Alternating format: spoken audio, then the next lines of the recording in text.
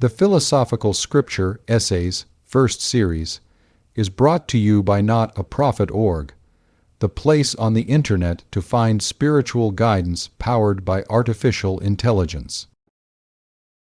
The difference between talents and character is adroitness to keep the old and trodden round, and power and courage to make a new road to new and better goals. Character makes an overpowering present, a cheerful, determined hour which fortifies all the company by making them see that much is possible and excellent that was not thought of. Character dulls the impression of particular events. When we see the conqueror, we do not think much of any one battle or success. We see that we had exaggerated the difficulty. It was easy to him. The great man is not convulsible or tormentable. Events pass over him without much impression. People say sometimes, "See what I have overcome. See how cheerful I am. See how completely I have triumphed over these black events." Not if they still remind me of the black event. True conquest is the causing the calamity to fade and disappear, as an early cloud of insignificant result in a history so large and advancing. The one thing which we seek with insatiable desire is to forget ourselves, to be surprised out of our propriety, to lose our sempiternal memory, and to do something without knowing how or why. In short, to draw a new circle. Nothing great was ever achieved without enthusiasm. The way of life is wonderful. It is by abandonment. The great moments of history are the facilities of performance through the strength of ideas, as the works of genius and religion. "A man," said Oliver Cromwell, "never rises so high as when he knows not whither he is going." Dreams and drunkenness, the use of opium and alcohol are the semblance and counterfeit of this oracular genius, and hence their dangerous attraction for men. For the like reason they ask the aid of wild passions, as in gaming and war. To ape in some manner these flames and generosities of the heart intellect go, speed the stars of thought on to their shining goals. The sower scatters broad his seed, the wheat thou strewest be souls. Essay Roman 11 Intellect. Every substance is negatively electric to that which stands above it in th chemical tables, positively to that which stands below it. Water dissolves wood and iron and salt. Air dissolves water. Electric fire dissolves air, but the intellect dissolves fire, gravity, laws, method, and the subtlest unnamed relations of nature. In its resistless menstruum, intellect lies behind genius, which is intellect constructive. Intellect is the simple power anterior to all action or construction. Gladly would I unfold in calm degrees a natural history of the intellect, but what man has yet been able to mark the steps and boundaries of that transparent essence? The first questions are always to be asked, and the wisest doctor is gravelled by the inquisitiveness of a child. How can we speak of the action of the mind under any divisions, as of its knowledge, of its ethics, of its works, and so forth, since it melts will into perception, knowledge into act? Each becomes the other. Itself alone is. Its vision is not like the vision of the eye, but is union with the things known. Intellect and intellection signify to the common ear consideration of abstract truth. The considerations of time and place, of you and me, of profit and hurt, tyrannize over most men's minds. Intellect separates the fact considered from you, from all local and personal reference, and discerns it as if it existed for its own sake.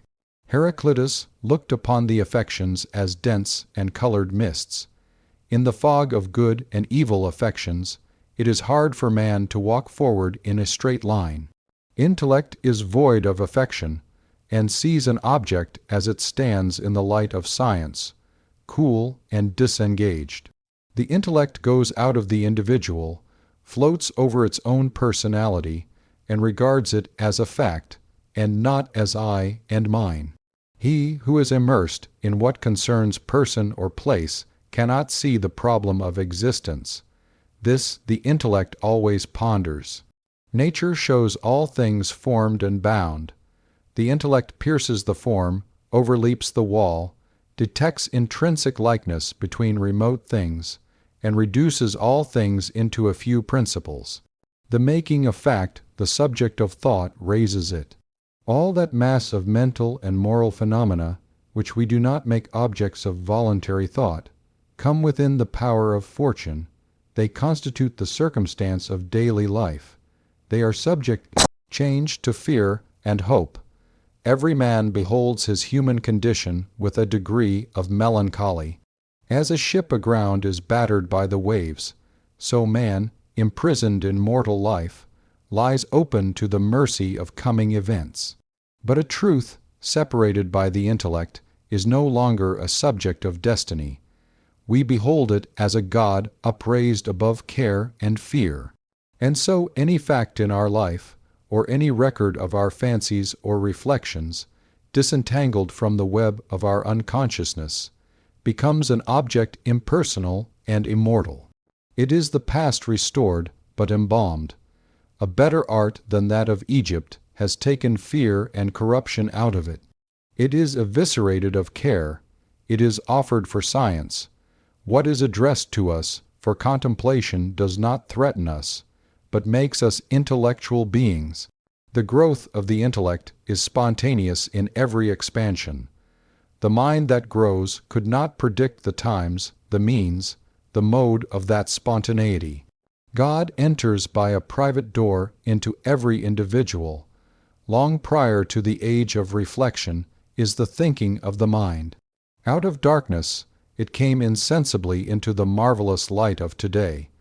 In the period of infancy, it accepted and disposed of all impressions from the surrounding creation after its own way.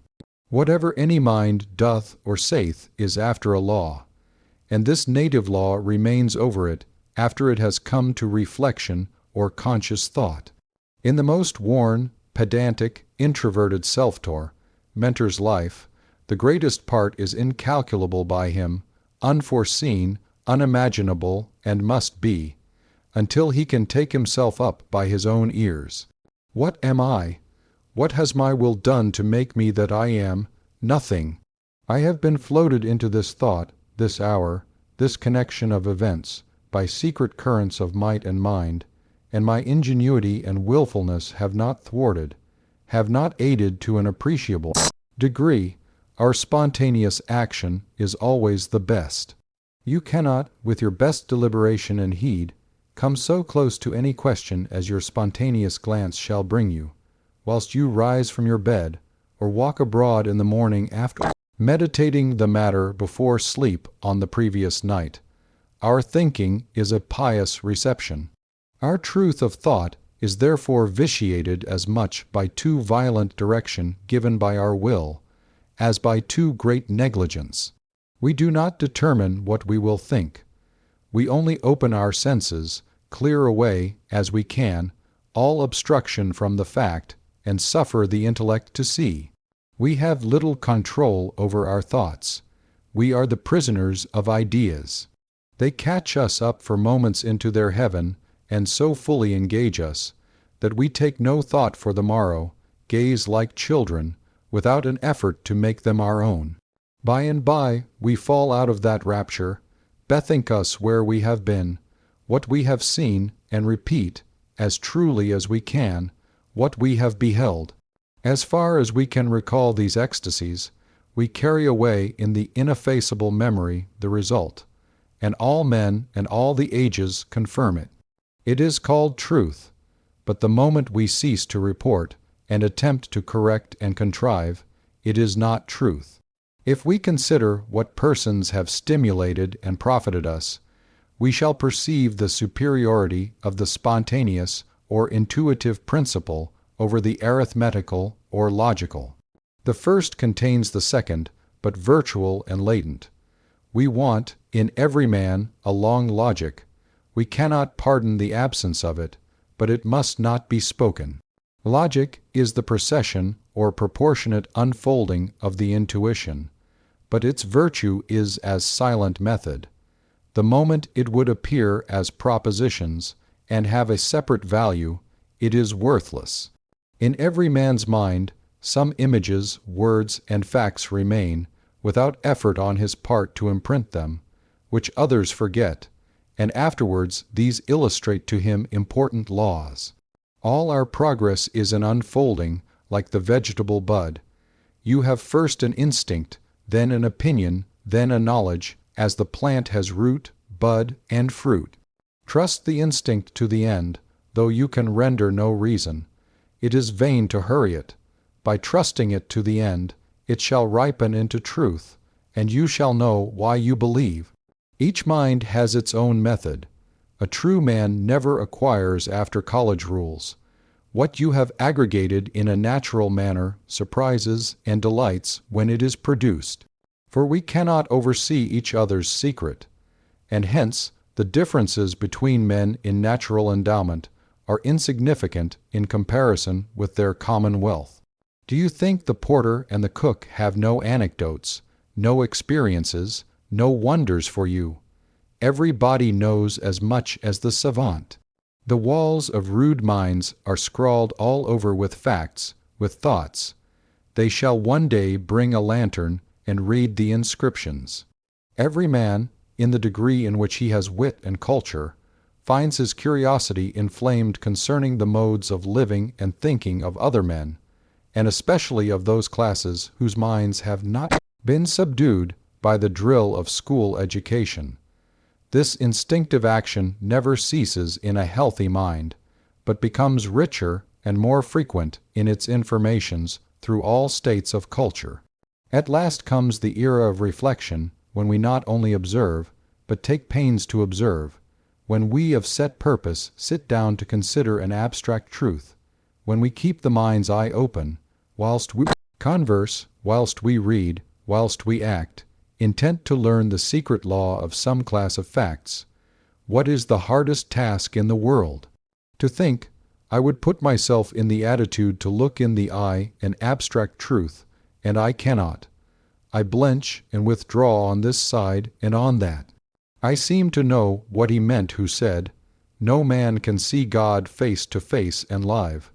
For example, a man explores the basis of civil government. Let him intend his mind without respite, without rest, in one direction. His best heed long time avails him nothing. Yet thoughts are flitting before him. We all but apprehend, we dimly forebode the truth. We say, I will walk abroad, and the truth will take form and clearness to me. We go forth, but cannot find it. It seems as if we needed only the stillness and composed attitude of the library to seize the thought. But we come in, and are as far from it as at first. Then, in a moment and unannounced, the truth appears. A certain wandering light appears, and is the distinction, the principle we wanted. But the oracle comes, because we had previously laid siege to the shrine. It seems as if the law of the intellect resembled that law of nature by which we now inspire, now expire the breath, by which the heart now draws in, then hurls out the blood, the law of undulation. So now you must labor with your brains, and now you must forbear your activity, and see what the great soul showeth. The immortality of man is as legitimately preached from the intellections as from the moral volitions. Every intellection is mainly prospective. Its present value is its least. Inspect what delights you in Plutarch, in Shakespeare, in Cervantes. Each truth that a writer acquires is a lantern, which he turns full on what facts and thoughts lay already in his mind, and behold, all the mats and rubbish which had littered his garret become precious. Every trivial fact in his private biography becomes an illustration of this new principle, revisits the day, and delights all men by its piquancy and new charm. Men say, "Where did he get this?" and think there was something divine in his life. But no, they have myriads of facts just as good. Would they only get a lamp to ransack their attics withal? We are all wise. The difference between persons is not in wisdom, but in art. I knew, in an academical club, a person who always deferred to me, who, seeing my whim for writing, fancied that my experiences had somewhat superior, whilst I saw that his experiences were as good as mine. Give them to me, and I would make the same use of them. He held the old, he holds the new. I had the habit of tacking together the old and the new, which he did not use to exercise. This may hold in the great examples. Perhaps if we should meet Shakespeare, we should not be conscious of any steep inferiority. No, but of a great equality, only that he possessed a strange skill of using, of classifying, his facts, which we lacked. For, notwithstanding our utter incapacity to produce anything like Hamlet and Othello, see the perfect reception this wit, and immense knowledge of life, and liquid eloquence find in us all. If you gather apples in the sunshine, or make hay, or hoe corn, and then retire within doors, and shut your eyes, and press them with your hand, you shall still see apples hanging in the bright light, with boughs and leaves thereto, or the tasseled grass, or the corn, flags, and this for 5 or 6 hours afterwards. There lie the impressions on the retentive organ, though you knew it not. So lies the whole series of natural images with which your life has made you acquainted in your memory, though you know it not, and a thrill of passion flashes light on their dark chamber, and the active power seizes instantly the fit image, as the word of its momentary thought. It is long ere we discover how rich we are. Our history, we are sure, is quite tame. We have nothing to write, nothing to infer. But our wiser years still run back to the despised recollections of childhood, and always we are fishing up some wonderful article out of that pond, until, by and by, we begin to suspect that biography of the one foolish person we know is, in reality, nothing less than the miniature paraphrase of the 100 volumes of the universal history. In the intellect constructive, which we popularly designate by the word genius, we observe the same balance of 2 elements as in intellect receptive. The constructive intellect produces thoughts, sentences, poems, plans, designs, systems. It is the generation of the mind, the marriage of thought with nature. To genius must always go 2 gifts, the thought and the publication. The first is revelation, always a miracle, which no frequency of occurrence or incessant study can ever familiarize, but which must always leave the inquirer stupid with wonder. It is the advent of truth into the world, a form of thought now, for the first time, bursting into the universe, a child of the old eternal soul, a piece of genuine and immeasurable greatness. It seems, for the time, to inherit all that has yet existed, and to dictate to the unborn. It affects every thought of man, and goes to fashion every institution.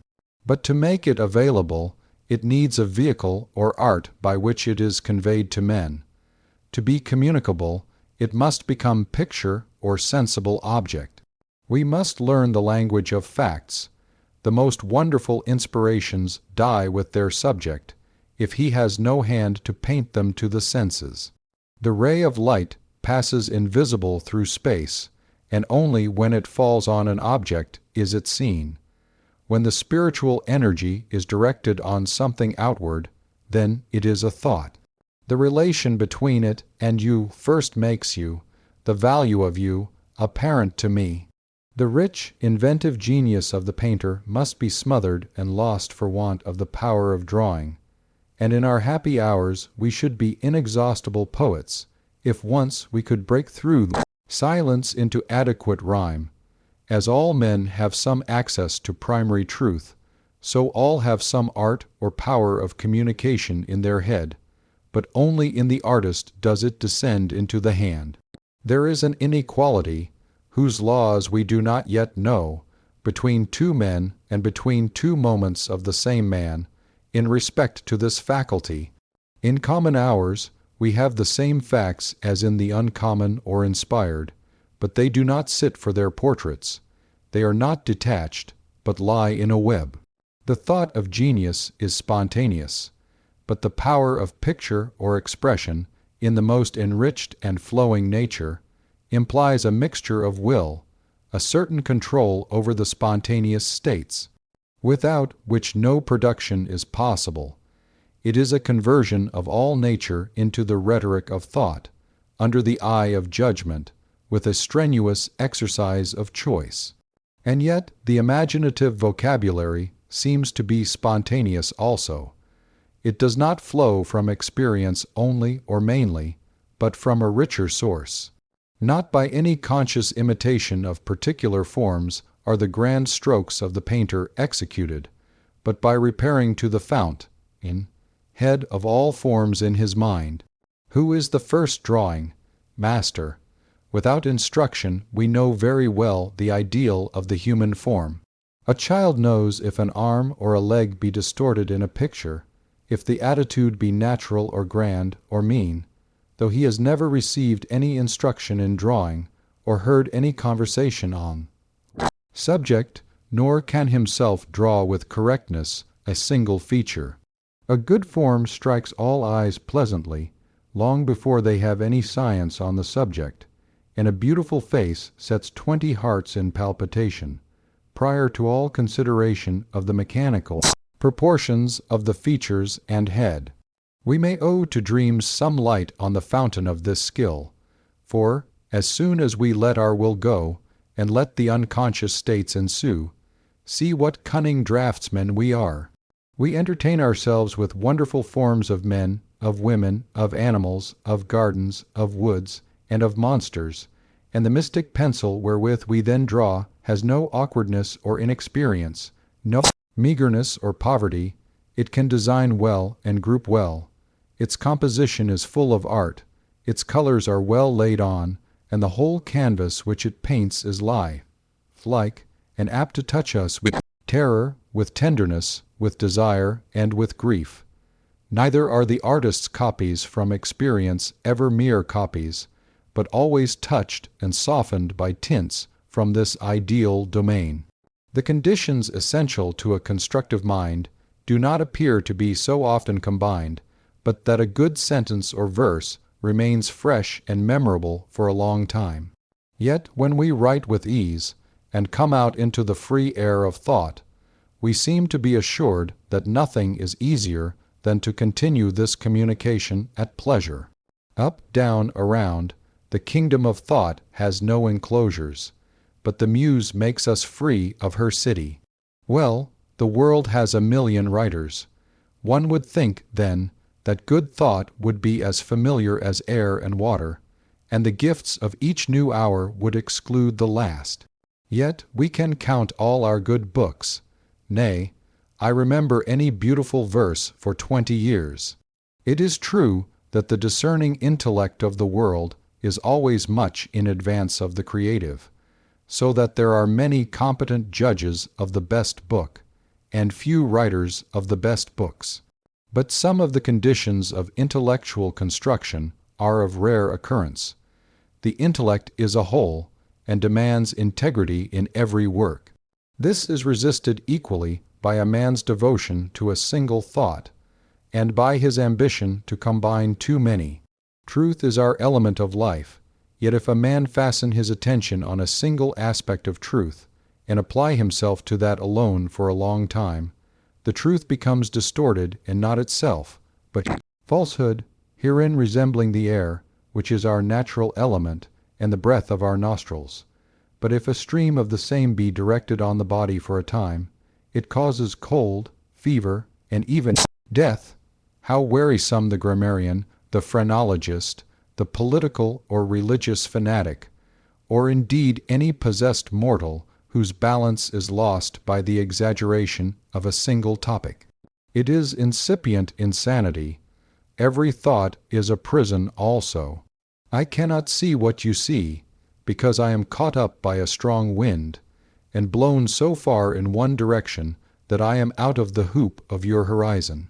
Is it any better if the student, to avoid this offense and to liberalize himself, aims to make a mechanical whole of history or science or philosophy by a numerical addition of all the facts that fall within his vision. The world refuses to be analyzed by addition and subtraction. When we are young, we spend much time and pains in filling our books with all definitions of religion, love, poetry, politics, art, in the hope that, in the course of a few years, we shall have condensed into our encyclopedia the net value of all the theories at which the world has yet arrived. But year after year, our tables get no completeness, and at last we discover that our curve is a parabola, whose arcs will never meet. Neither by detachment, neither by aggregation, is the integrity of the intellect transmitted to its works, but by a vigilance which brings the intellect in its greatness and best state to operate. Every moment it must have the same wholeness which nature has. Although no diligence can rebuild the universe in a model by the best accumulation or disposition of details, yet does the world reappear in miniature in every event, so that all the laws of nature may be read in the smallest fact. The intellect must have the like perfection in its apprehension and in its works. For this reason, an index or mercury of intellectual proficiency is the perception of identity. We talk with accomplished persons who appear to be strangers in nature. The cloud, the tree, the turf, the bird are not theirs, have nothing of them. The world is only their lodging and table. But the poet, whose verses are to be spheral and complete, is one whom nature cannot deceive, whatsoever face of strangeness she may put on. He feels a strict consanguinity, and detects more likeness than variety in all her changes.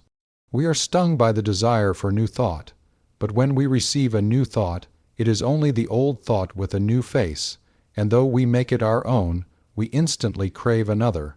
We are not really enriched, for the truth was in us before it was reflected to us from natural objects, and the profound genius will cast the likeness of all creatures into every product of his wit.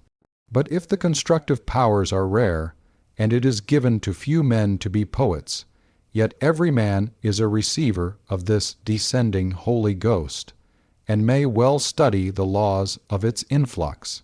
Exactly parallel is the whole rule of intellectual duty to the rule of moral duty. A self-denial no less austere than the saints is demanded of the scholar. He must worship truth and forego all things for that, and choose defeat and pain, so that his treasure in thought is thereby augmented.